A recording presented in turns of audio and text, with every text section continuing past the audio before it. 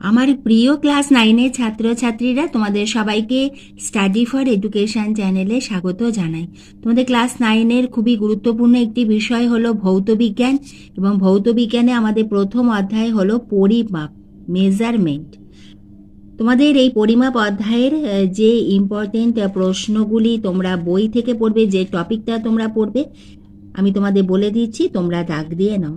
প্রথমে তোমাদের পড়তে হবে ভৌত রাশি কাকে বলে। পরিমাপযোগ্য যে কোনো প্রাকৃতিক বিষয়কেই ভৌত রাশি বলে। ভৌত রাশি দুই প্রকারের হয়ে থাকে, স্কেলার রাশি ও ভেক্টর রাশি।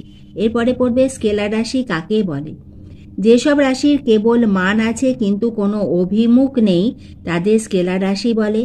সাধারণ বীজগণিতের নিয়ম অনুসারে স্কেলার রাশি যোগ বিয়োগ করা যায়। তাহলে স্কেলার রাশিকে আমরা কি করতে পারি? যোগ বিয়োগ করতে পারি। দুটি স্কেলার রাশি গুণফল সর্বদা স্কেলার রাশি হয়। এটা তোমরা ক্লাস 9-এ যত না পড়ছো, ক্লাস 11-এ গিয়ে এই বিষয়টা তোমরা আরও ভালোভাবে পড়তে পারবে। স্কেলার রাশি উদাহরণ কি? ভর, সময়, আয়তন, কার্য, শক্তি, ঘনত্ব, তাপমাত্রা, ক্ষমতা, চাপ, কম্পাঙ্ক, তড়িৎ প্রবাহ মাত্রা ইত্যাদি হলো স্কেলার রাশি। তাহলে এখান থেকে আমাদের যদি বলে স্কেলার রাশি কাকে বলে, তাহলে তোমরা স্কেলার রাশি কাকে বলে লিখে দেবে এবং তার সঙ্গে উদাহরণটা লিখবে। এখানে আমাদের এই ধরনেরও প্রশ্ন আসে যে তোমাকে স্কেলার রাশি কয়েকটি উদাহরণ দাও, বা তোমাকে ভর, সময়, আয়তন এগুলো এবং তার সঙ্গে ভেক্টর রাশিরও কয়েকটা দিয়ে দিল, মিশিয়ে দিয়ে বলল যে কোনটা স্কেলার রাশি কোনটা ভেক্টর রাশি সেইটা লেখো। এই ধরনের প্রশ্ন এখান থেকে এসে থাকে। এবার এসো আমরা ভেক্টর রাশিটা দেখি। যেসব রাশির মান ও অভিমুখ দুই আছে এবং যেসব রাশি শুধুমাত্র ভেক্টর বীজগণিতের নিয়ম মেনে চলে তাদের ভেক্টর রাশি বলে। সাধারণ বীজগণিতের নিয়মানুসারে ভেক্টর রাশি যোগ বিয়োগ করা যায় না, যেটা স্কেলার রাশি করা যেত। দুটি ভেক্টর রাশি গুণফল স্কেলার বা ভেক্টর দুই হতে পারে। আমরা এখানে কি পড়েছিলাম স্কেলার রাশির ক্ষেত্রে? না, দুটি স্কেলার রাশির গুণফল সর্বদা স্কেলার রাশিই হবে, কিন্তু দুটি ভেক্টর রাশি গুণফল স্কেলারও হতে পারে, ভেক্টরও হতে পারে। এবং ভেক্টর রাশি উদাহরণের মধ্যে রয়েছে দেখো, বল, সরণ, ত্বরণ, ওজন, ভরবেগ, গতিবেগ, টর্ক, ক্ষেত্র, প্রাবল্য ইত্যাদি। তাহলে তোমাদের এখান থেকে প্রশ্ন আসছে স্কেলার রাশি কাকে বলে, ভেক্টর রাশি কাকে বলে, উদাহরণ দাও। এছাড়াও এখানে যে উদাহরণগুলো আছে সেগুলো দিয়ে আমাদের বলতে পারে কোনটি স্কেলার রাশি কোনটা ভেক্টর রাশি। এরপরের প্রশ্নটা ভীষণ ইম্পর্টেন্ট, তোমরা স্টার দিয়ে রাখো। সেখানে প্রশ্ন হলো স্কেলার ও ভেক্টর রাশির মধ্যে পার্থক্য। এখানে পরপর রয়েছে, তোমরা কিন্তু পরীক্ষাতে অতি অবশ্যই আমরা যেমন মাঝখানে দাঁড়িয়ে দিয়ে একদিকে স্কেলার রাশি একদিকে ভেক্টর রাশি বলে লিখি, সেইভাবেই কিন্তু পরীক্ষাতে লিখবে। প্রথমে স্কেলার রাশিতে কি লিখবে? স্কেলার রাশির কেবলমাত্র মান আছে, অভিমুখ নেই। ভেক্টর রাশিতে লিখবে ভেক্টর রাশির মান ও অভিমুখ দুই আছে। 2 নম্বর পয়েন্ট, স্কেলার রাশি যোগ বিয়োগ সাধারণ বীজগণিতের নিয়ম অনুসারে হয়। ভেক্টর রাশিতে লিখবে ভেক্টর রাশি যোগ বা বিয়োগ সাধারণ বীজগাণিতিক নিয়ম অনুসারে হয় না। তারপরে এখান থেকে যে উদাহরণ আছে, এখান থেকে 2টি কি 3টে উদাহরণ স্কেলার রাশিতে লিখলে, ভেক্টর রাশিতে 2টি কি 3টে উদাহরণ লিখে দিলে। এখানে একটা কথা যেমনে দিয়েছে যে দুটি বস্তুর ভর যথাক্রমে 40 গ্রাম ও 20 গ্রাম হলে তাদের মোট ভর কত হবে? 40 আর 20 যোগ করলে 60 গ্রাম।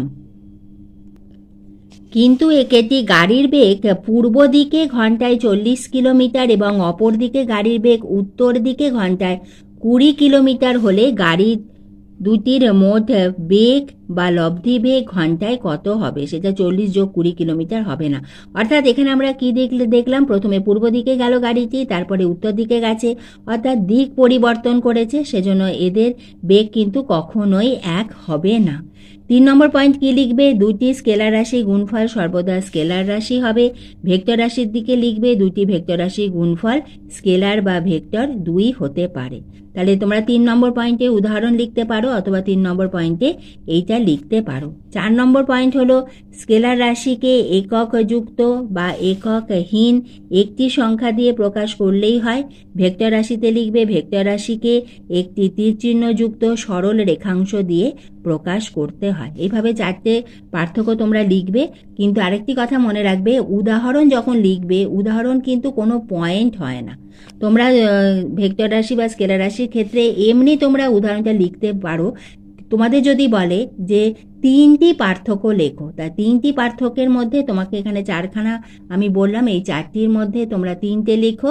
কিন্তু উদাহরণ তোমরা লিখবে, কিন্তু উদাহরণটা কিন্তু তোমাদের পয়েন্টের মধ্যে ধরা হবে না। যদি তোমাদের 3টে পার্থক্য বলে 4 নম্বরে উদাহরণটা তোমরা লিখে দিতে পারো, কোনো অসুবিধা নেই। বা কোনো নাম্বার দিলে না, নিচে উদাহরণটা লিখে দিলে এইভাবে তোমরা করতে পারো। কারণ উদাহরণ কিন্তু পার্থক্যের পয়েন্ট হিসাবে ধরা হয় না। শুধু ভৌতবিজ্ঞান নয়, জীবনবিজ্ঞান, ভূগোল কোনো ক্ষেত্রেই কিন্তু উদাহরণকে আমরা পার্থক্যের পয়েন্ট হিসাবে ধরি না। এরপরে এসো টপিকস হলো ভৌত রাশির একক। ভৌত রাশির একক কাকে বলা হয়? কোনো ভৌত রাশির যে নির্দিষ্ট ও সুবিধাজনক পরিমাণকে প্রমাণ করে প্রদত্ত রাশিটি বা সমজাতীয় রাশি সমূহকে পরিমাপ করা হয়, মানে যেটা দিয়ে আমরা মাপতে পারি, তাকেই বলা হয় রাশির একক। প্রদত্ত রাশিটি ওই এককের চেয়ে যত গুণ বড় বা ছোট সেই সংখ্যাকে ওই রাশির সাংখ্যমান বলা হয়ে থাকে। কোনো ভৌত রাশি পরিমাপ সমান কি? রাশিটির সাংখ্যমান n গুণ ব্যবহৃত একক, আমরা যে এককটা ব্যবহার করছি। তোমরা এটা উদাহরণ দিলে তোমরা বুঝতে পারবে। যেমন একটি তারের দৈর্ঘ্য কত? 5 মিটার যদি হয় তাহলে দৈর্ঘ্যের একক কত? মিটার। এখানে সাংখ্যমান হলো 5, তাহলে আমাদের যে সংখ্যাটা হচ্ছে সেটা হচ্ছে সাংখ্যমান এবং তারপরে একক। সাংখ্যমান আর একক দিয়েই হচ্ছে কোনো ভৌত রাশির আমরা পরিমাপ করতে পারি। লক্ষণীয় যে একক যত বড় হয় রাশির পরিমাপ ততই ছোট হবে। যেমন ধরো 5 কিলোমিটার সমান হলো 5000 মিটার। তাহলে আমাদের কিলোমিটার যেহেতু বড়, সেখানে আমরা লিখছি 5, আর মিটারের ক্ষেত্রে কি লিখছি? 5000। এইটাই বোঝানো হয়েছে। এরপরে হচ্ছে এককের প্রয়োজনীয়তা। এই প্রশ্নটাও আসে যে আমাদের একক প্রয়োজনীয়তা কি বা এককের তাৎপর্য কি। তখন তোমরা এখান থেকে এইটা লিখবে। একক ছাড়া কোনো রাশি পরিমাপ অর্থহীন। আমরা যদি কোনো ওজন করি, সেখানে যদি বলি 5, তখন বলবে কি 5 কিলোগ্রাম কি 5 গ্রাম কি? তাহলে একক ছাড়া কোনো রাশির পরিমাপ অর্থহীন। কেবল রাশির মান দিয়েই কিছু বোঝা যায় না। যেমন কেবলমাত্র 5 বললে কিছুই বোঝা যায় না, কিন্তু 5 সেন্টিমিটার বললে একটি নির্দিষ্ট দৈর্ঘ্য বোঝায়। অনুরূপভাবে 5 কিগ্রা বললে নির্দিষ্ট পরিমাণ ভর বোঝায়। 2 নম্বর পয়েন্ট, একক একই রাশির ভিন্ন ভিন্ন পরিমাপের মধ্যে সম্পর্ক স্থাপন করে। যেমন 5 কিগ্রা ও 500 গ্রাম দুটি ভরের পরিমাপ হলেও 5 কিগ্রা ও 500 গ্রামের থেকে বেশি।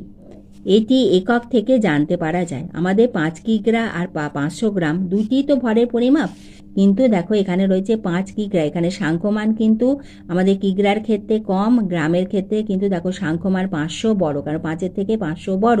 কিন্তু আমাদের 5 এবং 5 কিগ্রা ও 500 গ্রামের মধ্যে আমাদের 5 কিগ্রাটা হলো বড়।